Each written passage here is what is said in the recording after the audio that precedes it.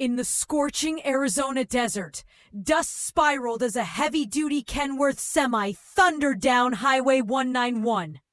Behind the wheel was Cassie Blaze Thornton, sunglasses on, country rock blasting. To most, she was just another lone trucker known for fast, safe deliveries. But Cassie wasn't just any driver. She was once Delta Force, one of the few women to complete the elite training, and the only one to leave by choice. She now roamed America's back roads in peace, until that peace shattered. As she approached a desolate stretch called Widow's Spine, her CB radio crackled. "Breaker, breaker, big rig. You've got trouble ahead. Wreck up the road. You might want to slow down." The voice felt off. Too calm, too scripted. Cassie pulled over. A pickup sat jackknifed across the road, smoke drifting from the hood. 5 men in leather jackets stood nearby, pretending to be concerned. But Cassie saw through it. Predators. Before she could fully stop, they surrounded her rig with bats, chains, and sawed-off shotguns. Their leader, a bulky thug with a SAG tattoo, grinned. "Step out real slow, lady. We need your hull and your wheels." Cassie stepped down, hands up, but her stance was too steady for surrender. "You boys sure you want to do this?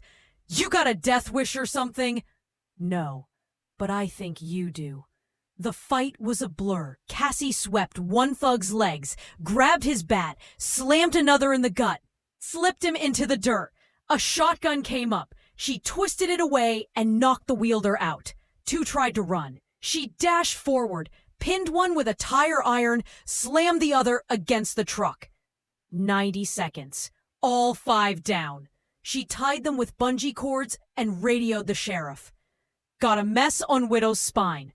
5 outlaws tried to hijack me. They'll be here when you arrive." The sheriff recognized her voice. "Cassie, did you really have to take them all out?"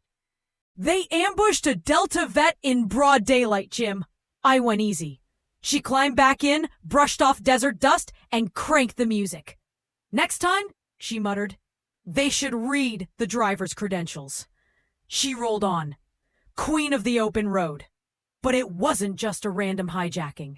When she stopped in a one-horse town called Red Mesa, people stared. Word had spread. 5 outlaws taken down like an action movie. The cashier froze when she paid. 2 men in the diner stopped eating. Spotters. Old man Grady, the diner's owner and ex-Marine, slid her a coffee. "You stirred up the syndicate, Cassie. Snake tattoo was one of theirs. You humiliated him. That won't go unanswered." "Good," she said. "Let them come. I could use the workout." But even Cassie knew it wasn't that simple. The Desert Syndicate wasn't just a gang.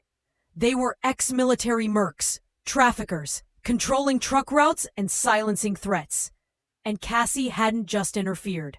She'd declared war. That night, hauling medical supplies through canyon roads, she was ambushed. A rogue 18-wheeler blocked the rear. A blacked-out SUV blocked the front. Drones buzzed above. A voice came through a satellite phone, tossed into her cab. "Cassie Thornton, you've been a ghost 5 years. We don't like ghosts on our roads." It was Colonel Royce Hale, disgraced ex-Black Ops commander, one of her former instructors. She thought he was in prison. He wasn't. They boxed her in. But they forgot who trained her. Cassie hit a hidden switch. The passenger seat flipped open. Flashbangs, smoke grenades, a compact assault rifle. Military grade, all hers. "Time to clear the road," she whispered. She rolled out, tossed a flashbang at the SUV, shot out its tires, took cover. Drones dropped with precise rounds. Royce's men flanked, triggered a trap, using cargo straps and her backup alarm, taking them out one by one. Royce tried to flee. Cassie climbed onto the trailer, disabled the engine, yanked him out. "You trained me too well, Colonel. That was your last mistake." At dawn, Cassie stood beside her truck. Smoke curled from the wreckage. She called a secure Pentagon line. Package secure. Hostiles down. Hale alive, barely. Copy. Cassie, are you coming back? She looked toward the horizon. No, but if they come again, they'd better bring an army. Dog tags clinked as she rolled on. 3 days passed. The syndicate went quiet. Too quiet. Cassie used old Delta contacts to tap a private defense satellite. What she saw chilled her. A convoy. 6 unmarked trucks with military-grade escorts crossing from Mexico into Arizona under fake tags. Cargo manifest? Project Firestorm. Autonomous war drones. AI-guided. Lethal. Town erasers. She couldn't attack head-on. Not alone. She called her last Delta ally, Carter Reyes, now a rogue hacker in Colorado. Cass, that convoy's guarded by a neural net system with thermal targeting. You show up hot, you're a target. Then I'll go in cold. Desert stealth. You're hijacking a military convoy? Alone? No, I'm stealing it. At night, she waited at an abandoned station on Route 66. Reyes disabled the lead drone's comms for 17 seconds. Enough time for Cassie to grapple onto the rear truck and slip underneath. Inside, 3 prototype war drones. She rigged explosives, not to destroy, but to force a stop. Then she cut the convoy's rear tires, used smoke and night vision to confuse the guards, and took them out one by one.